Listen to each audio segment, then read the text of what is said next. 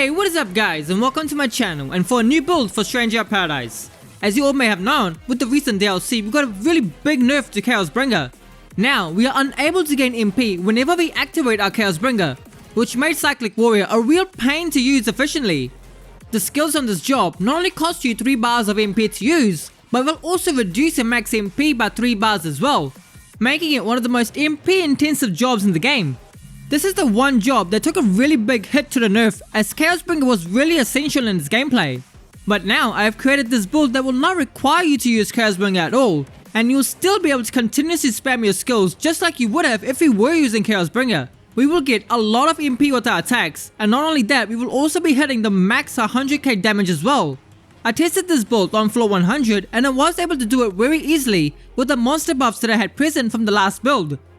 But just to clarify that this build really excels at bossing. I never was a fan of using Cyclic Warrior for mobbing, as enemies are just so scattered around the arena that it's just always annoying walking up to each one of them and using your skills. Don't get me wrong, it's still really strong against mobs, but I would rather fight bosses with this build. You can even go up to floor 70 or 75 without any monster buffs at all, and still you'll be hitting that max damage cap. A really amazing build if you love the playstyle of Cyclic Warrior. So let's get right into the build.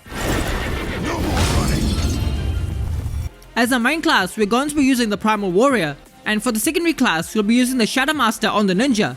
With the Ninja, we can chain cancel to reach max MP really easily at the start of every fight, and even mid-fight with bosses if you do happen to be running low on MP.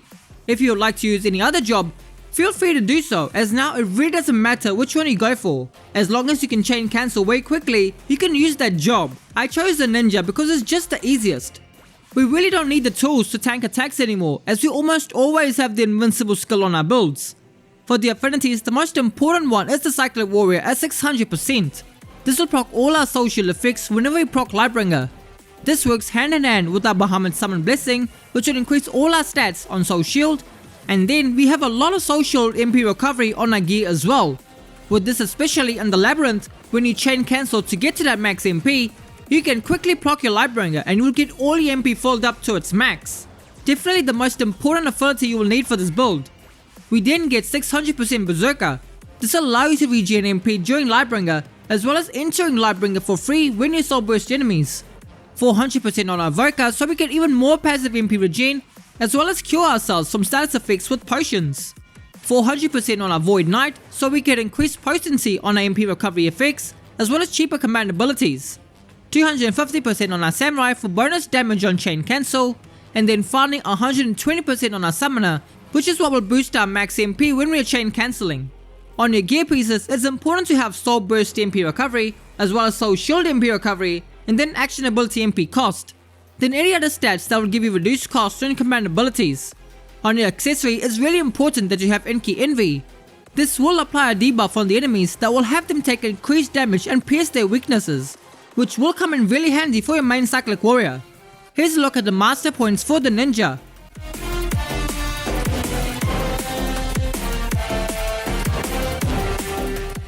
Now let's have a look at our main Cyclic Warrior. We're using the Primal Warrior class for this build, and with this we will enter Lightbringer every time we use the action skill. There is no way we will be able to run out of Lightbringer, as we will be nearly infinitely be spamming the skill. We want to have all our MP available for our action skill, and being able to pop Lightbringer for free is really needed, as you don't want to waste MP on setting off Lightbringer. It is very important to save your MP as much as possible, and especially for this build. So let's have a look at the affinities that we use. We get 600% from our base Cyclic Warrior, as it's always really good to have your main job maxed out. Even though this says it will proc the effects of Soul Shield whenever you activate Lightbringer, it won't actually work when you activate Lightbringer from your action skill, so keep that in mind.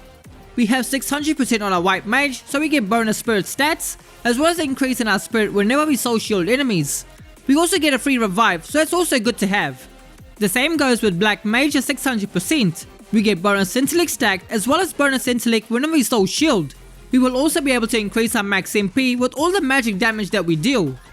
400% on our Dark Knight, so we get increased damage when the enemies are targeting us, and also having all our near death effects active all the time. 250% on our Samurai, so we get bonus damage on chain cancel. Not only that, but Samurai also offers a good amount of action ability MP cost, which we will really need for this build. 250% on your Void Knight so we get better MP limit boost, as well as increased potency on our MP recovery effects. Every single affinity is really important to get the damage and MP regen that you will need. Now I want to show you how exactly you can spam your skills continuously. Normally your abilities cost 3 bars of MP and will also reduce your max MP by 3 bars. It's the costliest ability in the game. Even if you are at maxed out MP, you can only use the ability twice. So on your gear pieces, we add as much as possible on action ability MP cost. It does have diminishing returns the higher you go, but it will still reduce the cost nonetheless. Now instead of 3 bars, we are using around 1.5 bars. Then with the help of our Lancet command abilities and Enki Envy, we can continuously spam this move. We have to make sure even if the ability only costs 1.5 bars, you will still need to be over 3 bars of MP every time for us to even activate it. Otherwise it will not work. To make sure that you earn enough MP with each attack, add in some improved effects on Lancet, which will make recovering MP a lot easier. Other stats that you can add on your gear pieces are increased damage for a Soul of Chaos, and then as much as you can on Intellect, Spirit, or any of your best damage bonuses that you may have, such as near death damage dealt or damage during Lightbringer. Most important for your accessory is that you have Lion Heart. You can earn this from Gilgamesh by doing the rifts that he offers, and then returning back to him to get these type of accessories. The Lion Heart will give us the invincible skill that will make us immune to all attacks during Lightbringer. For our command abilities, we get Lunatic for faster attack speed, Summon Tachi to greatly increase our damage, and most importantly Lancet to regen our MP. For mobbing, you can also go for magic regen, as Lancet may not be the best for the smaller enemies. Here's a look at the master points I used for the Cyclic warrior.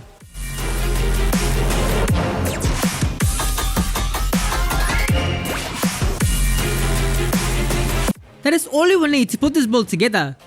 All the affinities and the stats on your gear pieces are really important if you want to play this job exactly like you would have if you were using chaosbringer. You do have access to 4 elements, but mostly earth is going to be your strongest one.